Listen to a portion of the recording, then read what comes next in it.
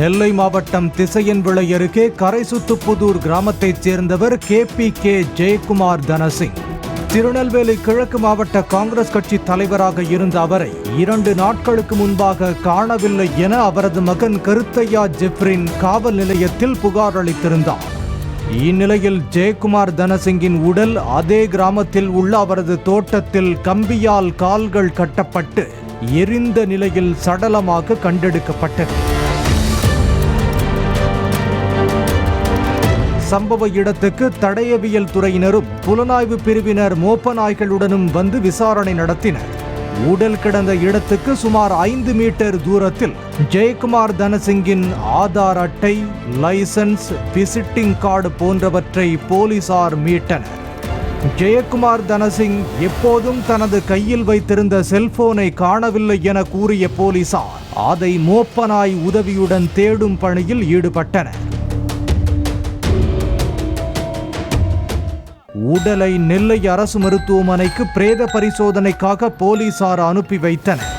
இதனிடையே சம்பவ இடத்தில் ஆய்வு செய்த நெல்லை மாவட்ட SP-யிடம் ஜெயக்குமார் தனசிங் 2 தினங்களுக்கு முன் எழுதியதாக கூறப்படும் 5 பக்கங்கள் கொண்ட கடிதத்தை அவரது குடும்பத்தினர் ஒப்படைத்தனர்.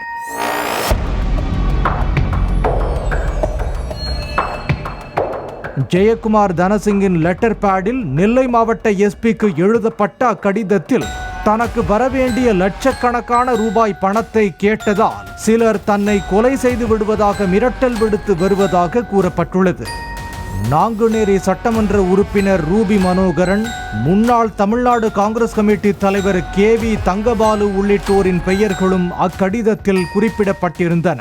நேற்று இரவு காணாமல் போன திரு ஜெயக்குமார் அவர்கள் காணாமல் போனது சம்பந்தமாக அவரது மகன் ஒரு புகார் மனு காவல் நிலையத்தில் அளித்தார். அந்த புகார் மனு மீது வழக்கு உடனடியாக பதிவு செய்யப்பட்டது. புகார் மனு கொடுத்த பிறகு அவர் எழுதியதாக சொல்லப்படும் ஒரு கடிதத்தையும் அவர் கொடுத்தார்.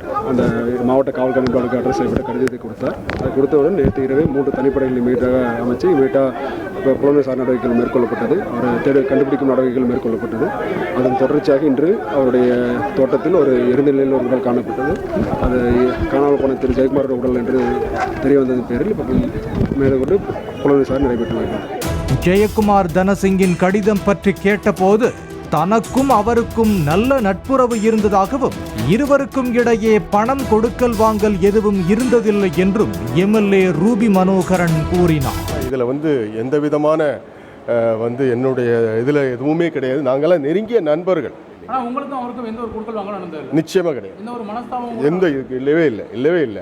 அரசியலில் ஒன்றுக்கு எல்லா கட்சியிலையும் எல்லாருக்கும் இருக்கிற சின்ன சின்ன உள்ளுக்குள்ள மனசாபம் இருக்குது. ஆனால் நாங்கள் அண்ணன் தம்பி மாதிரி தான் பழகிட்டு இருந்தோமே தவிர எங்களுக்குள்ள அந்த மாதிரி இந்த கடுமையான அந்த இதுவெல்லாம் கிடையாது. நாங்கள் நண்பர்களாக தான் இருந்தோம். கடைசி வரைக்கும் நண்பர்களாக இருந்தோம். இப்போ ஒரு மாதத்துக்கு இந்த தேர்தலில் கூட நாங்கள் ஒன்றா பயணம் பண்ணோம். அந்த மாதிரி எதுவுமே எங்களுக்குள்ளால கிடையாது. சென்னையில் பேட்டியளித்த தமிழ்நாடு காங்கிரஸ் கமிட்டி தலைவர் செல்வ பெருந்தகை ஜெயக்குமார் தனசிங்கின் மரணம் தொடர்பாக கட்சி ரீதியாகவும் விசாரணையை தொடங்கியுள்ளதாக தெரிவித்தார். யார் தவறு செய்திருந்தாலும் சட்டம் தன் கடமையை செய்யும். கட்சி ரீதியாகவும் நாங்கள் தன்னுடைய விசாரணையை மேற்கொள்வோம். இதில் எந்த மாற்று கருத்தும் கிடையாது. இறப்பு இது.